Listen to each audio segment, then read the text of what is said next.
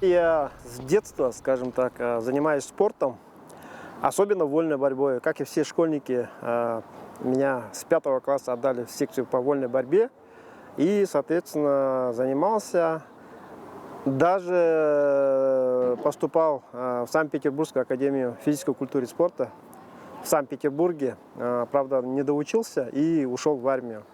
Но по приезду все-таки, не изменяя профессии, устроился работать учителем физкультуры и тренером по вольной борьбе. Заболел я в 2013 году, как-то это все неожиданно произошло. И, соответственно, я не ждал даже, что вот так вот в одночасье, наверное, все изменится, настолько все поменяется, мой образ жизни. И осознание того, что я уже должен жить с этой новой структурой, да, в моей жизни, как уже инвалид первой группы, соответственно, это понимание, наверное, очень долго приходило, на протяжении даже 2 лет, скажем так. Когда пришла болезнь, я стал терять в массе своей очень много каких-то полезных своих веществ, и, соответственно, было такое полное ослабевание организма, что я стал подумывать, а необходимо ли мне сейчас заняться спортом, чтобы как-то улучшить свою, скажем так, органику. И по истечении времени, наверное, я все-таки пришел к тому моменту, что нужно заниматься спортом. И в 2017 году в первый раз я поехал на международные спортивные игры, польские национальные спортивные игры, где я завоевал 7 медалей. 2 из них золотые, 4 серебряные, 1 бронзовая. А виды спорта там были плавание, бег, теннис. Вот такой комплекс был дисциплин, по которым могли спортсмены с инвалидностью принимать участие. В частности, это были люди, которые находились на пересадке почки и после трансплантации органов. Почка, печень, селезенка, сердце, легкие. Тогда мне дали статус первого российского спортсмена, который участвовал на таких международных соревнованиях. И с тех времен я гордо несу этот статус и всячески продвигаю нашу дисциплину, которая называется трансплант-спорт. Наша именно работа заключается в том, чтобы массово всех завлечь, потому что, соответственно, очень тяжелая болезнь, диагноз очень тяжелый. И у людей с приходом в наш спорт случается какая-то адаптация к жизни, будучи уже ставшим инвалидом. И, соответственно, главное – это социализация. Познакомиться, как-то отвлечься от всех этих неурядиц, которые в жизни случились с приходом болезни, и поднять и смотивировать человека. Вот наша основная цель. Как мне известно, по России сейчас около 100 тысяч человек, которые именно страдают этим заболеванием. Я беру только почки. А есть еще и сердце, легкие, соответственно, этот масштаб еще больше. У Якутии около 600 диализников, если я не ошибаюсь, и трансплантированных около 250, именно связанных с почками. Но мы сейчас работаем и по пересадке печени, ребят тоже оттуда завлекаем к нам в спорт и всяческие мероприятия тоже для них делаем. В России уже где-то 4-й раз провелись спортивные игры для диализников и трансплантированных спортсменов. В Уфе прошли игры. В Башкортостане мы представили 7 спортсменов. 2 из них это у кого почки пересаженные, и 5 из них это у кого пересажены печени. И, соответственно, мы завоевали медали, все у нас хорошо получилось. Когда люди узнают, когда люди приезжают в другой город, будучи на диализе, после трансплантации, соответственно, они реагируют очень эмоционально, когда познакомились с разными регионами, обменялись культурно каким-то своим потенциалом, и человек заряжается. Мы из года в год этот потенциал пытаемся увеличить, и, соответственно, и даже возраст не помеха спорту. У нас самый пожилой около 71 года. Эту работу, эту нишу сейчас поднимаем на государственном уровне. соответственно, политизируем все это, обратились в Государственную Думу и Совет Федерации. Соответственно, чтобы наш спорт стал, так скажем так, действительно досягаемым для всех, ему нужна оболочка такая государственного восприятия. Поэтому, если нам это одобрят, мы как пионеры, да, вот в этом деле говорим в рупор, что это дело очень нужное, и, соответственно, если нас услышат, то мы сможем помочь там очень большому количеству людей в стране. Спорт, он несет массу, он же в комплексе очень много разновидностей несет. Здесь нужны тренеры, соответствующие площадки, для которых, соответственно, нужны определенные какие-то возможности по материальному снабжению, выезды. И чтобы вот это вот все в совокупности, в комплексе развивать, именно нужна государственная поддержка, чтобы выделили, грубо говоря, денежку с бюджета, чтобы нас вот официально оформили, что есть такая федерация транспорта в России, и они должны проводить соответствующие какие-то отборочные турниры по стране, общий чемпионат России. Мы, допустим, сейчас проводим чемпионат России, но это идет на личные пожертвования фондов, президентские гранты. Вот. Нужная тема, но нужна именно вот официальная государственная поддержка в этом русле. Тренировки сопряжены, конечно же, с комплексом барьеров именно в медицинском плане, потому что, соответственно, у ряда людей есть те или различные направления, где они могут, допустим, поучаствовать, но ввиду того, что заболевание может внести свои какие-то коррективы, они выбирают. Я, допустим, более-менее универсальный, потому что у меня, допустим, проблемы только с суставами, допустим, или с какими-то внутренними какими-то моментами, которые я смогу нейтрализовать, нивелировать, скажем так, на лекарственных препаратах, чтобы выйти и достойно как-то выступить. У более пожилых людей или же затянутой каким-то рецидивом болезни есть некоторые отклонения, где человек может, допустим, поиграть в теннис или же небольшой интенсив проявить в дарте. Самый интенсивный бег, теннис, плавание. Вот эти три комплекса, они самые основные. И мы их делим, соответственно. А были, конечно же, шахматы, дартс. Это тоже вот самые такие, когда они собирают больше людей, и, соответственно, мы можем вот как-то более-менее расширить свою географию.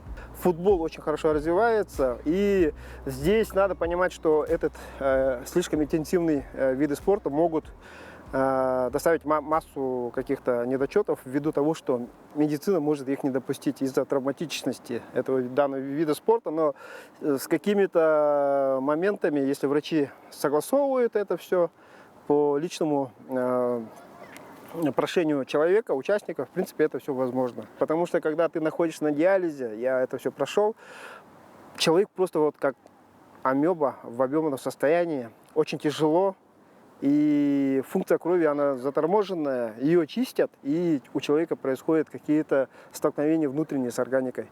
Бывает иногда ты забываешь, потеря памяти – это одна из, наверное, таких больших проблем. Да. Я вот смотрел на человека и не мог вспомнить, кто ты такой. Вот были такие даже пробелы.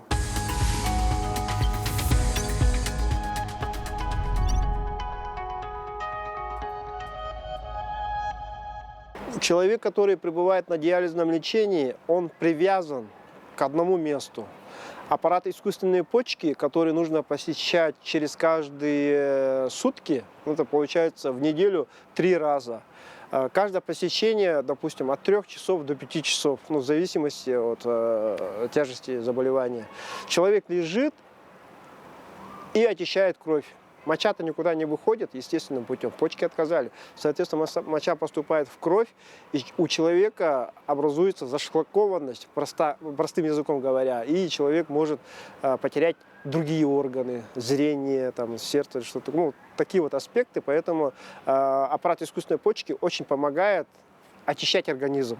И без него никак. Если ты хочешь выехать за пределы, ты должен договориться с тем диализным центром, который будет тебя встречать, разместит для тебя специально, отведет место, и чтобы ты мог приехать, поработать, возможно, отдохнуть и, соответственно, вот провести бесплатные процедуры диализа. Это сейчас у нас по России очень хорошо развито, но не всегда человек может попасть в то или иное место сразу вот по щелчку, а нужно заранее договариваться.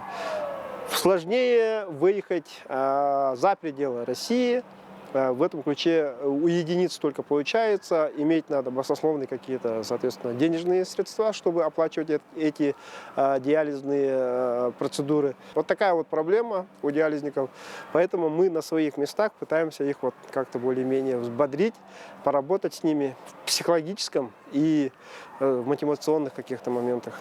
И я решил вот своими силами поизучать как юридическую сторону этого вопроса, ну, вплоть до того, как защищать права людей с инвалидностью в плане обеспечения лекарственного и же с ним, как выехать за пределы города Якутска, России, вообще что такое быть диализным пациентом. Вот эту науку я от и до поизучал, до сих пор изучаю. Ну и уже в совокупности вот с политическими какими-то перипетиями вот в нашей жизни, которые случаются, мы более-менее активно проводим вот эту вот интеграцию, чтобы влиться в общество и быть социально защищенными и независимыми. И мы людям пытаемся говорить, что, будучи на диализе, необходимо заниматься спортом, обычными своими делами, потому что не закрываться, потому что в течение года может произойти те изменения, которые могут привести к тому, что потом в будущем организм просто будет отторгать будущий, допустим, орган, или же тебя просто не допустят к трансплантации ввиду того, что у тебя здоровье уже как бы снижено. Да. И нас постоянно, в общем, смотрят сейчас, да, вот на российском уровне, ну, тогда еще на международном уровне, что ребята приехали с России, сейчас с Якутии, и отмечают нашу сплоченность. И мы жизнерадостные. Вот недавно вышла статья, где журналист описывает всю игру в целом, и он очень ярко отметил нас, ребят с Якутии. Она так очень хорошо так написала, что я не видела более эмоциональных людей, чем ребят с Якутии, которые радовались любому лучшему какому-то результату не только себе, но и другим членам команды. По-детски, наивно, и это так здорово видеть, что мурашки по коже до сих пор бегут, когда я вспоминаю эти моменты. Поэтому мы сплоченные, мы всегда друг друга поддерживаем, и действительно мы вот это вот как-то все проносим и делимся с людьми. И мне очень отрадно, что когда приезжаем, ребята с Якутии, сколько вас приехало, кто приехал? У нас уже есть свои какие-то, да, уже личности монументальные, у которых спрашивают. Есть Иван Тестяхов, у нас он везде участвует, везде побеждает, и все вот ребята вот с других регионов постоянно: Ванька сегодня будет играть, или как он, где он, что. И с ним постоянно семья ездит, они это все учитывают. И вот и девчонок постоянно спрашивают, кто приехал, кто как. Вообще, вот, когда мы приезжаем в Якутию, наступает праздник, можно так сказать. Есть у нас еще Надюша Афанасьева, которая сейчас ждет пересадку в городе Волжский. Вот она тоже поразительная девочка со своей амбицией такой. Она сейчас занимается социальными сетями, где рассказывает всю правду о своей болезни. Соответственно, люди, зная и понимая эту проблему, активно к ней подключается и, соответственно, вот смотрит, как она уже мотиватор, она уже несет вот определенную стезю того, что, несмотря ни на что, можно быть инструктором, спортсменом, заниматься там различными видами спорта, при этом жить свою лучшую версию себя. Я сам тренируюсь по методике, которую я сам разработал для себя, учитывая какие-то свои слабости, внутренние изменения, ввиду того, что я по жизни уже принимаю лекарства ежедневно. Эти корректировки необходимы просто. И, соответственно, я суставы очень берегу, бегаю на короткие расстояния, но очень быстро, скажем так. И с тяжелой атлетикой в умеренных дозах, скажем так, я активно занимаюсь. Мои личные спортивные достижения, но если из последнего, то чемпионат вот России, который был у нас в в Татарстане, в Казани. У меня 2 первых места и 1 третье место. 2 первых места по бегу, 100-метровка, и на 1600 метров, ну, километре 600, получается, первое место. И по плаванию 25 метров. Очень радует, что в 25 метров много людей, было большое количество, поэтому несказанно радует, потому что из всех регионов ребята очень подтянутые, сильные. И когда подходят и говорят мне, Гаврил, здравствуйте, я пришел в спорт, потому что я увидел ваш социальный ролик где-то когда-то. Но это, несомненно, радует и очень меня настраивает на ответственность некоторого рода, чтобы я мог смотивировать ребят, которые вот только пришли в спорт, что все хорошо, не все потеряно, давайте вместе быть спортсменами.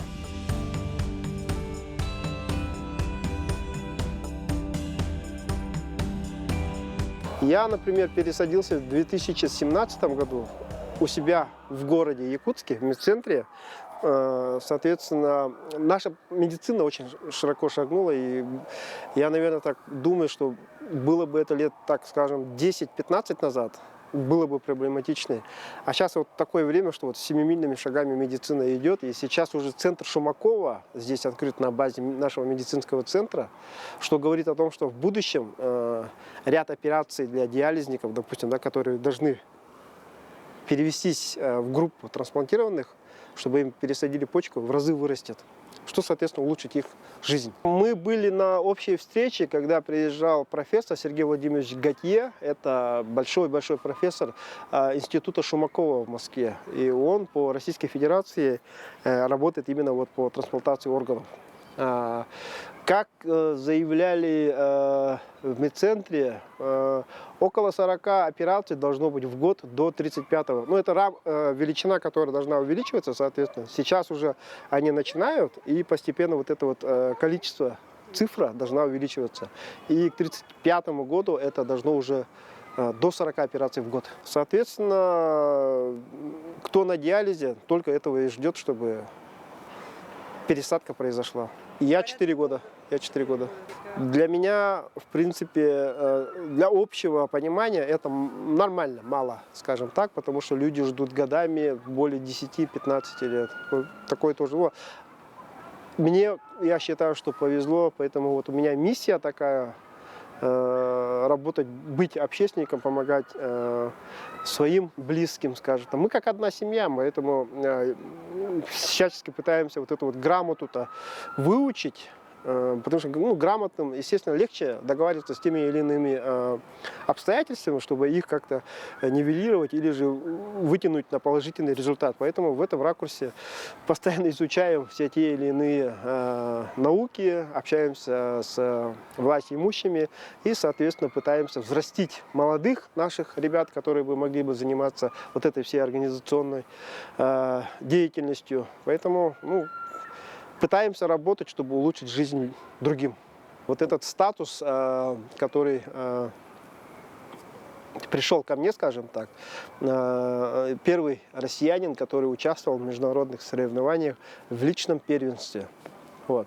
До меня в далеком, в 90 каком-то году, если память мне не изменяет, сам профессор Шумаков с командой выезжали на международную игру, играли вроде волейбол, что-то такое было. Соответственно, тогда этого развития не было на официальном уровне. И когда вот этот, сравнительно он такой молодой спорт, скажем так, да, и в международном пространстве это физкультурное движение уже набирает обороты. Мы же в России не знали об этом. Мы только тогда начинали. В 2017 году я поехал на первую встречу именно по физкультурному движению. И там я познакомился с президентом физкультурного направления по Европе. Вот там я лично получил приглашение от президента чемпионата Европы и посетил в Польше национальные польские игры. И тем самым оказался первым россиянином, который участвовал вот в таких вот международных соревнованиях. И с тех пор вот я несу вот этот статус, ответственность для того, чтобы в нашей стране этот спорт, трансплант-спорт, был принят на федеральном уровне, чтобы люди могли заниматься спортом и улучшать свое здоровье. Ну и основное сейчас это наше детище, да, которое так политизировано, скажем так. Когда-то вот еще Владимир Владимирович Путин говорил, что интеграция и в развитии спорта должна быть услышана. Это мы сами говорим о проблемах, и действительно мы говорим, чтобы нас услышали. И сейчас я человек вот, с пересаженной почкой, имеющий инвалидность, говорю государству, да, то, что вот действительно вот этот спорт очень нужен. Он может людей спасти от некоторых моментов скуки, которые приходят с какими-то последующими негативными моментами. Социализация же, она же имеет очень серьезную роль. Здесь нужно учитывать то, что человек, оставленный с проблемой наедине, он может потеряться. Наша работа заключается не только вот в продвижении вот спорта, но и в том, чтобы спасти человека, который остался один. Вот здесь тоже надо это учитывать, и, соответственно, мы это постоянно говорим, что это не просто спорт. Пришли, показали свои физические возможности и все. Нет, тут больше, глубже какой-то смысл имеет быть. Поэтому всячески пытаемся это развить и хотим быть услышанными на большой земле. Основная, конечно же, мечта это то, чтобы ребята, люди, которые приходят в спорт, именно те, кто после трансплантации, кто на диализе, после трансплантации любого органа, должны были понимать, что, соответственно, это нам дан второй шанс, и это действительно так. Поэтому надо быть открытыми ко всему. Я вот не раз повторяю, когда у нас были какие-то встречи, и мне вот доверяли прочитать некую мотивационную речь или же лекцию о том, что, в принципе, жизнь, она должна быть в таком проявлении многогранна. Я вот у себя в Якутии, допустим, я везде участвовал в сериалах, вот в НВК, в кино, в различных. Снимаюсь, испытываю действительно по-настоящему большое удовлетворение от того, что могу, несмотря на болезнь, быть полезным членом общества и быть многогранным.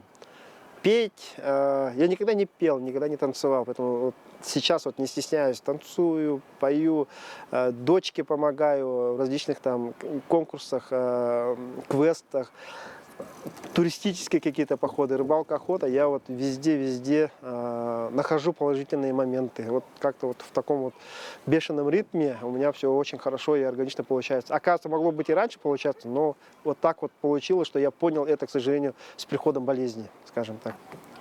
А жизнь только началась, мне 45, поэтому я иду только вперед.